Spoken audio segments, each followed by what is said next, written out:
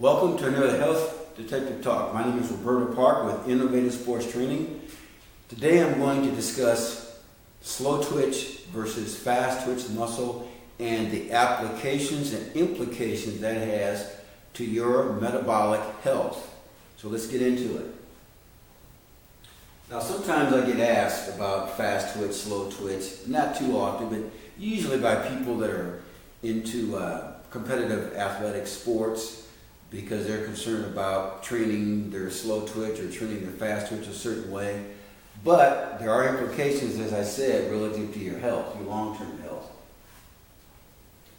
A slow twitch muscle is technically termed a tonic muscle. Now there are some characteristics I'm going to talk about here. It has a propensity to shorten and to tighten. These two right here. Number one. Shorten and tighten. They act as stabilizers for our joints. They're also good for posture. They help to keep you upright. That would be the next two. Now, tonic muscles are more endurance-based. And I'll use an athletic analogy. A person who has more tonic versus phasic, which I'll go over here in a second, which is slow versus fast. A person with more slow twitch tonic muscles would typically be a better performer in running marathons or running distance running or some sort of endurance event, maybe an endurance type of swimmer. So their bodies are more designed for long-term endurance, which is the next one. Endurance. There it is.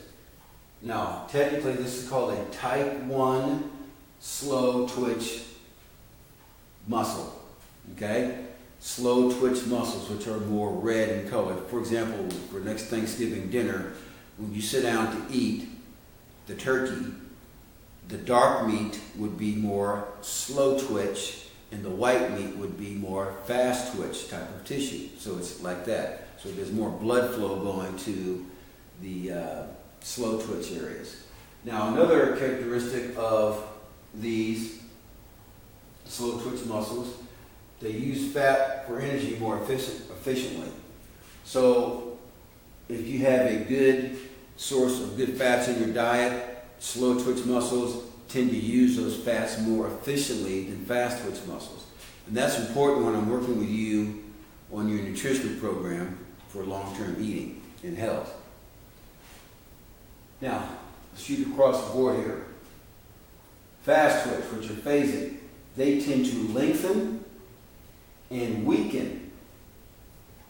They are used more for mobilization versus over here, these are more for stabilization. They're more reactive in terms of they react quickly, like snapping my finger. Okay, that's a fast twitch reflex, or fast twitch muscles I'm using there. They're more reactive. So when you see an athlete that's changing directions quickly, going from side to side, darting up and down a basketball court, across a football field or a soccer field, those are fast twitch muscles in maximum use. Type 2 fast is a technical term. Now, fast twitch phasic muscles tend to use more carbohydrates for energy more efficiently. Okay, versus over here, the opposite side, tonic uses more fat for energy. Now let's talk about the different type of muscles here that are slow twitch or fast twitch. Tonic muscles are neck scalenes, which are these muscles right here. The scalenes up and down your neck. The upper trapezius area, which is right below your neck, these muscles through here. Hip flexors. Now, I don't know if you can see this on camera. When you lift your leg up like this, your hip flexors must come into play. Now, technically, those muscles are called your iliopsoas. There's two sets of muscles there. The ilium and the psoas muscle. They help to flex the hip. Those are definitely tonic muscles. Hamstrings, the back of your legs, are tonic muscles. Over here, fast twitch phasic, abdominals, more so the upper, the gluteus, which are your butt muscles, your gluteus maximus, minimus, and medius, mid-trapezius. Now, the trapezius is divided in about 3 different parts. You have your upper, middle, and lower. Now, the middle and lower trapezius are phasic fast twitch.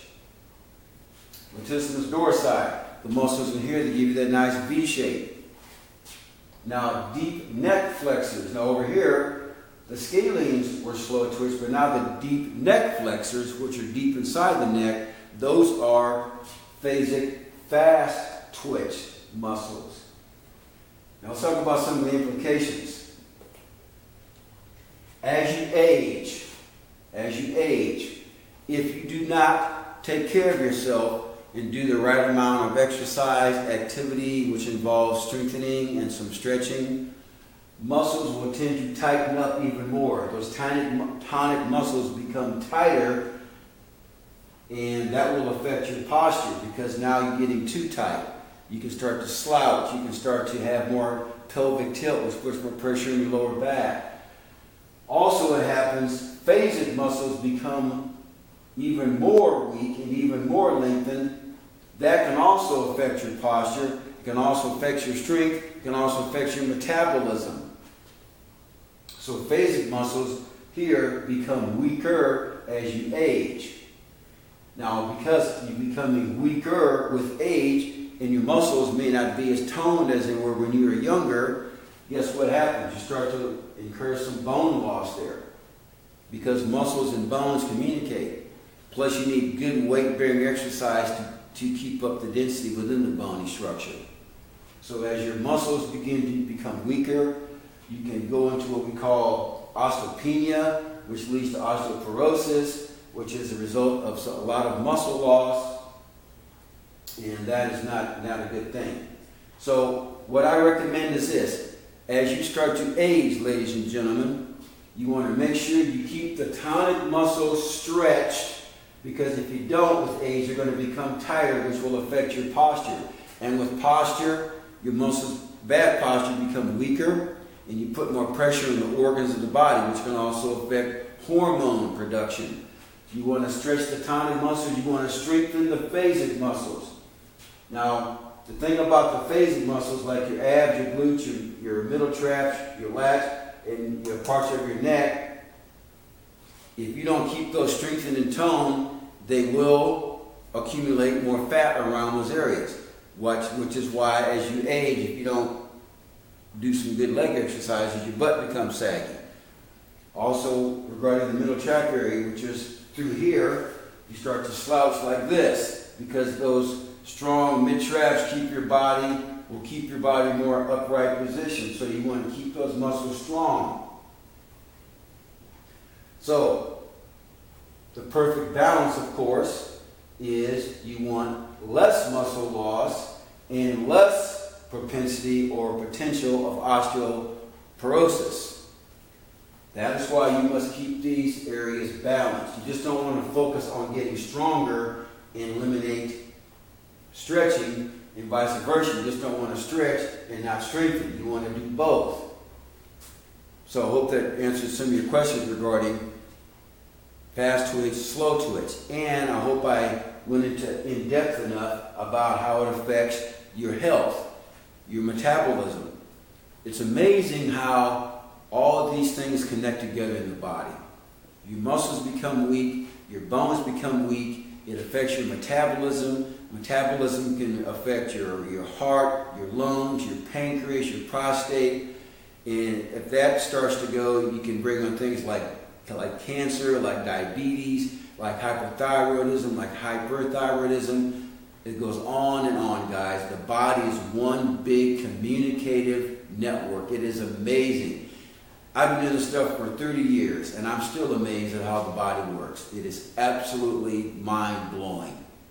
The good Lord knew what he was doing when he made us. You just got to take care of your body. And you know what? It'll take care of you.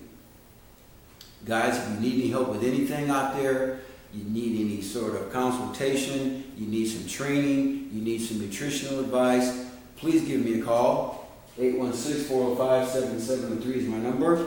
My email is rwpsports@yahoo.com. Take care. God bless. Thank you for listening. Bye-bye.